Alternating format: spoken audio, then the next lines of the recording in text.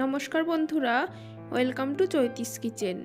আজকে সোয়াবিনের একটা দারুণ রেসিপি আপনাদের সাথে শেয়ার করব। আমরা অনেকেই সোয়াবিন খেতে খুবই পছন্দ করি। তো চলুন আমি রান্নাটি শুরু করি। প্রথম থেকে শেষ পর্যন্ত আপনারা দেখতে থাকুন আমি কিভাবে এই রান্নাটি করি, আর স্কিপ না করে পুরোটা দেখুন। রান্নার জন্য এখানে আমি পেঁয়াজ কেটে নিয়েছি, সোয়াবিনটা সেদ্ধ করে নিয়েছি, রয়েছে আলু, ক্যাপসিকাম, আর এখানে বাটিতে আদা, রসুন, টমেটো আর কাঁচা লঙ্কা বাটা রয়েছে। দেখুন, রান্নার জন্য গ্যাসে কড়াই বসিয়ে তেল গরম করে দিয়ে দিলাম গোটা জিরে ফোড়ন।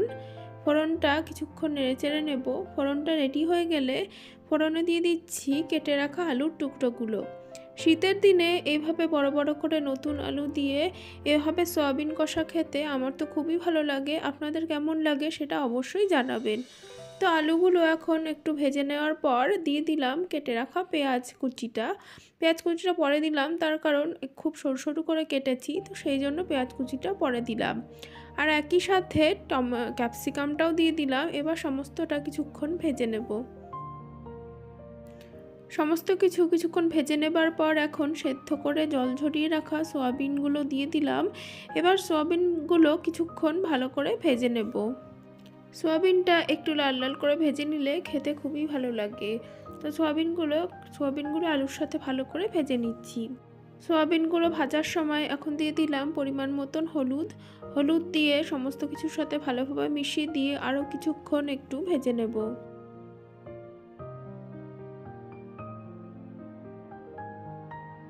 আলু, সোয়াবিন সমস্ত কিছু ভালো করে ভাজা হয়ে যাবার পর এখন এখানে আদা, রসুন, টমেটো, কাঁচা লঙ্কার পেস্টটা আমি দিয়ে দিলাম। এবার সমস্ত কিছুর সাথে ভালোভাবে মিশিয়ে নিচ্ছি।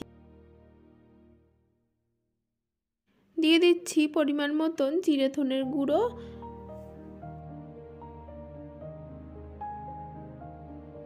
ধনের গুঁড়ো দেবার পর এখন দিয়ে দিচ্ছি পরিমাণ মতন লবণ এবং দিয়ে দিচ্ছি অল্প একটু চিনি। আপনারা চিনিটা রান্নায় না চাইলে দেবেন না, এটা একদমই অপশনাল।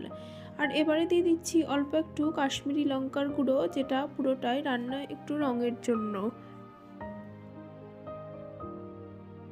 এবারে অল্প একটু জল দিয়ে সমস্ত মশলাটা খুব ভালোভাবে আমি কষিয়ে নেব। রান্নায় মশলা যত ভালো কষানো হবে তত সুন্দর তার টেস্ট হবে।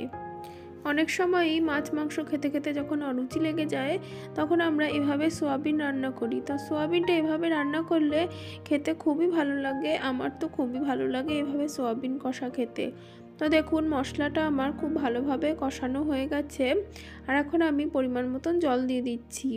তবে খুব বেশি জল আমি দেব না, তার কারণ এই রান্নাটা আমি একটু ঘন ঠিকই করব।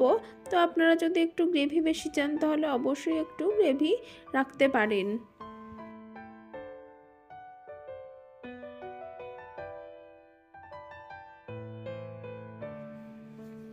সমস্ত ঝোলটা খুব সুন্দরভাবে ফুটে গেছে, ফুটে বেশ ঘন হয়ে গেছে। আর এখন একটু ধনেপাতা ছড়িয়ে দিচ্ছি। ধনেপাতার গন্ধটা রান্নায় অন্য মাত্রা এনে দেয়। ধনেপাতাটা সমস্ত কিছুর সাথে ভালোভাবে মিশিয়ে দিচ্ছি।